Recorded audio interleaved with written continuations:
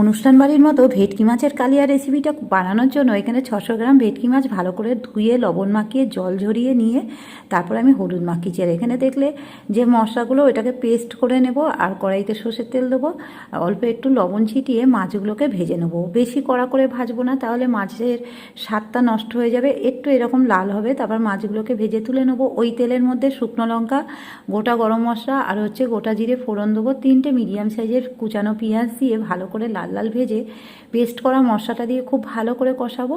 তারপর স্বাদ মতো লবণ, 1 টিস্পুন হলুদ দেবো, দিয়ে আবারও কষাবো। তারপর মিক্সিংয়ের বাটি ধুয়ে জল দেবো অল্প, দিয়ে কষানো হয়ে গেলে এখানে কিছু গুঁড়ো মশলা দেবো।